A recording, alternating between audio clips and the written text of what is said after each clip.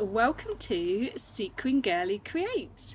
This is part of a series I'm doing on 5 things. So I've done 5 essential handmaids along with Knotty Gnome, which was fantastic, and you can go over to her page and look at the whole playlist there of lots of great sewists who've done their 5 essential handmaids. I've done a previous video on 5 sewing tips, and this time we are doing 5 sewing secrets. Let's get started. So tip number 1 fits exactly with what I'm talking about here. Not every sewing pattern that has a button down front or a button up actually needs the buttons. For me, on the patina blouse, particularly when I'm making it into a dress, I can do this over the head, and these could have been fake buttons. So I would recommend that when you're making something that says it needs buttons, test it first, pin across, test it on, see if it will go over your head or not, and then you could sew the buttons on looking like they're there, but you wouldn't have to make a buttonhole. Or you could just do a real button at the top if you need it, and it cuts down on the stress. If you find buttonholes are stress like I do, it means you can line up your buttons correctly. So this is what I did at the bottom, and you can't tell that these aren't real buttons because they're sewn on. I've done a fake placket to make it look like they are, but there's none of the stress of the buttonholes, none of the stress of the lining up. These are actually real buttons with real buttonholes. But in future, I'm not going to do that when I make one of these because I don't need to.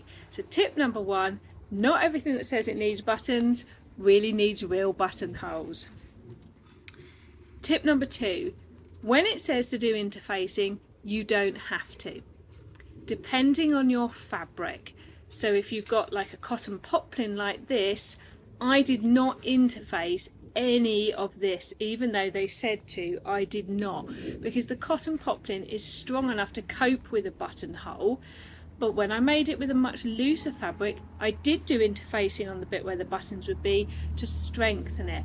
So if, like me, you're not a big fan of the feel and the sound of interfacing, think about the type of fabric you've got and whether it will cope with what it's going through before you put interfacing in. So just because it says you need it doesn't mean you do.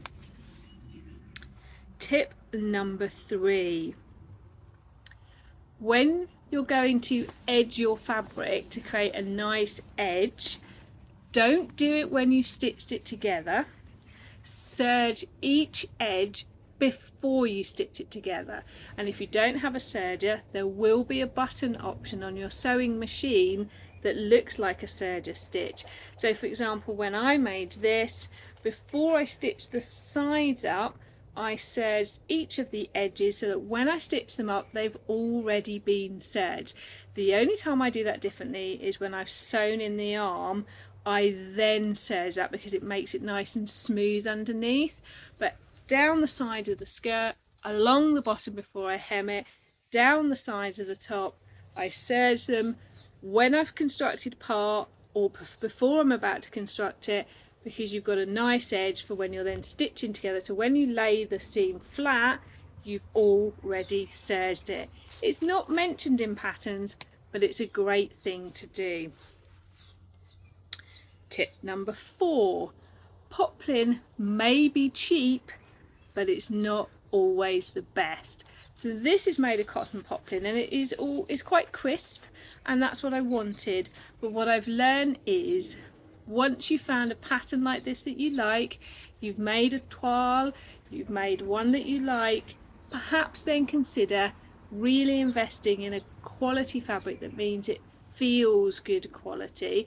And that might mean that you spend a bit more, but you've already practiced, you already know the pattern works for you. So poplin is great for if you want quick throw-ons or things that you just wear at home, but actually sometimes it is worth looking at something like, I'd never heard of it before, a viscose challis, a viscose linen, and it is good to feel them. So although we can order a lot of our fabrics online, an endless supply, go to a fabric shop, feel the difference between the fabrics, because otherwise you'll get trapped in a cycle of using perhaps poplin, and look how the sleeves stick out, because that's the way poplin is.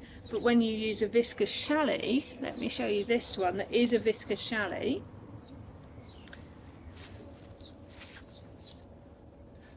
let me turn it the right way through, and I will pop a picture in here, but look how the sleeves hang.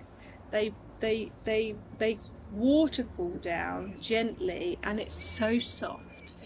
So it creates a different structure.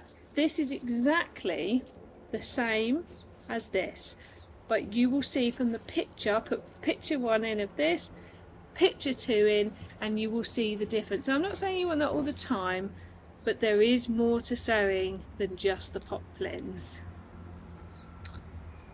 And last of all, tip number 5. Now this might be strangely ironic as I'm on YouTube, but when you get a pattern, it's always worth YouTube searching or Google searching the pattern name or the pattern number, because you will often find someone has either done a sewing review video, a sew along, or a sewing tips around it, which is fantastic. I use them so much to watch in advance before I begin sewing something, because people will give you great tips about the fit, they might give you a little tip about something that doesn't work, and it also means that you can learn from others' experiences. It doesn't mean you have to follow everything, but I would highly recommend using YouTube and also Google, because a lot of people write blogs, and the Fold line have great reviews of the patterns that are on their website as well. So read the reviews, read other people's tips, because it'll help you to have a more successful sew. I hope these 5 sewing secrets, they may not be that secret to you, but I think for me these were things that I didn't know when I was starting back out again on my sewing journey. I hope they've been useful to you.